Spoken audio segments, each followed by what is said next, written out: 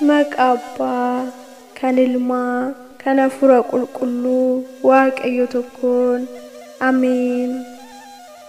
Kabajamtoota jaalatamtoota maatii Waaqayyoo, Waaqayyoon kan jaallattan, Waaqayyo Gooftaan caalchisee haga du'a lubbuu isaatti kan isin jaallatu, jaallattoonni ergamoota qulqulloota toloota Waaqayyoo, maqaa Waaqayyootiin nagaan isiniin jedhaa. Akkam ooltanii, akkam turtanii, akkam sa'aatii kana geessanii. Amiin. Galata isaa jennee akka isa galateeffannuuf kan nuuf eeyyame Waaqayyo Gooftaa keenya, galannii fi ulfinni bara hanga baraatti, lafa hanga samiitti isaaf yaa ta'u.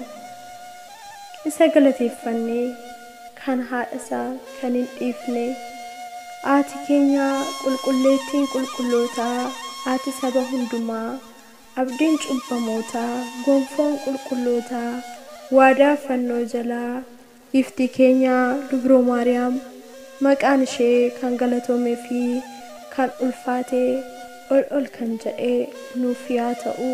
Amiin.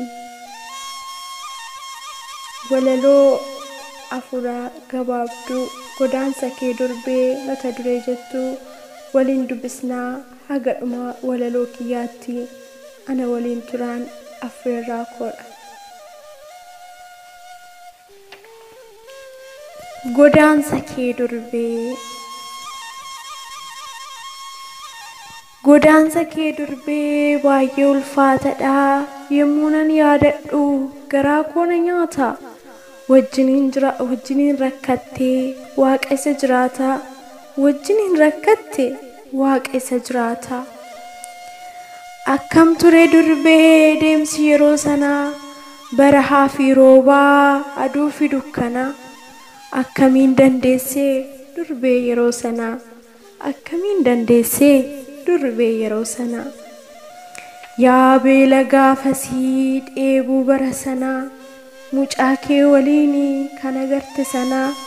Yeroo nan yaadadhu garaa koo na nyaata. Yeroo nan yaadadhu garaa koo na nyaata.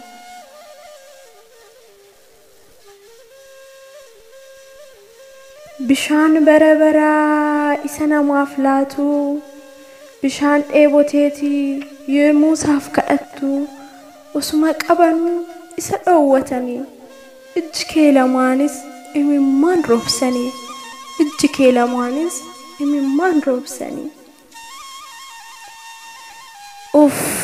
Yaa qulqulleettii, yaa dhiphuu gaafasii, lafa barahaatti bakka namni hin jirretti, Yoosef jaarsichaa fi Solomee taatanii, Kiristoos wajjin dhiphoo agartanii, Kiristoos wajjin dhiphoo agartanii.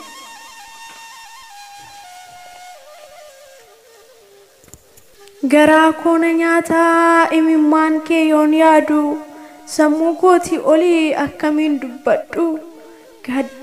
Gaaddisa mukaa jalatti yeroo haara galfiif teessuu, Yoosef jaarsichaa fi Solomee waliin waraanni Heroodsi duubaan sitti dhufnaanii. Akkamiin dandeessee durbee mee maal maltee, akkamiin dandeessee durbee mee maal maltee.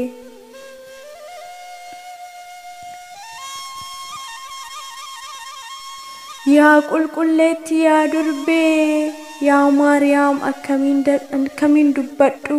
Haadhaa fi durbummaa lamaan isaa taatee ilma kee wajjin rakkoo ati agarte, ilma kee wajjin rakkoo ati agarte.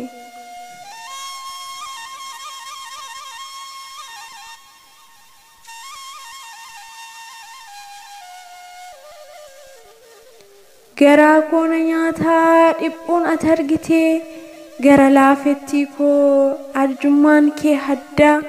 Namaaf qofa miti sareef illee gadditaa. Kophee keessa warqeen bishaan isa obaastaa. Maal jedheen dubbadhaa haadha hundumaa, haadha ati haadha hundaa. Cubbuu keenyaafis kunoo nuuf kadhatta, cubbuu keenyaafis kunoo nuuf kadhatta.